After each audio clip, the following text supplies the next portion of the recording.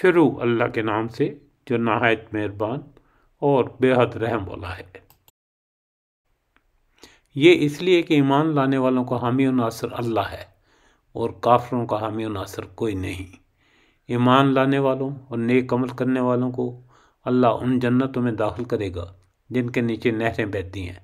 اور کفر کرنے والے بس دنیا کی چند روزہ زندگی کے مزے لوٹ رہے ہیں،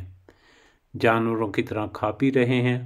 ان کا آخری ٹھکانہ جہنم ہے۔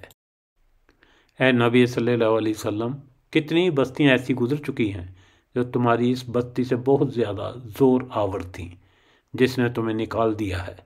انہیں ہم نے اس طرح ہلاک کر دیا کہ کوئی ان کا بچانے والا نہ تھا۔ بھلا کہیں ایسے ہو سکتا ہے کہ جو اپنے رب کی طرف سے ایک صاف صریح ہدایت پر ہو وہ ان لوگوں کی طرح ہو جائے جن کے لیے ان کا برا عمل خوشنما بنا دیا گیا ہے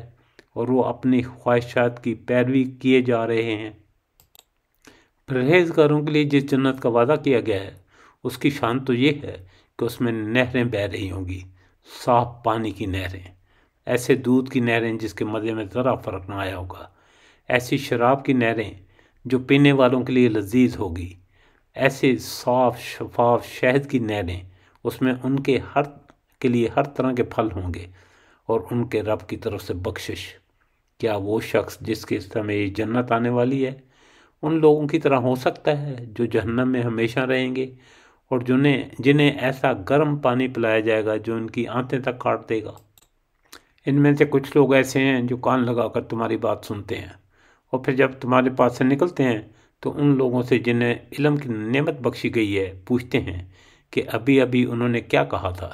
یہ وہ لوگ ہیں جن کے دلوں پر اللہ نے ٹھپا لگا دیا ہے اور یہ اپنی خواہشات کے پیرو بنے ہوئے ہیں۔ رہے وہ لوگ جنہوں نے ہدایت پائی ہے، اللہ ان کو اور زیادہ ہدایت دیتا ہے اور انہیں ان کے حصے کا تقوی عطا فرماتا ہے۔ اب کیا یہ لوگ بس قیامت ہی کے منتظر ہیں کہ وہ اچانک ان پر آ جائے؟ اس کی علامات تو آ چکی ہیں، جب وہ خود آ جائے گی تو ان کے لیے نصیحت قبول کرنے کا کون سا موقع باقی رہ جائے گا؟ پس اے نبی صلی اللہ علیہ وسلم، خوب جان لو کہ اللہ کے سوا کوئی عبادت کا مستحق نہیں ہے، اور معافی مانگو اپنے قصور کے لیے بھی اور مومن مردوں اور عورتوں کے لیے بھی۔ اللہ تمہاری سرگرمیوں کو بھی جانتا ہے اور تمہارے ٹھکانے سے بھی واقف ہے۔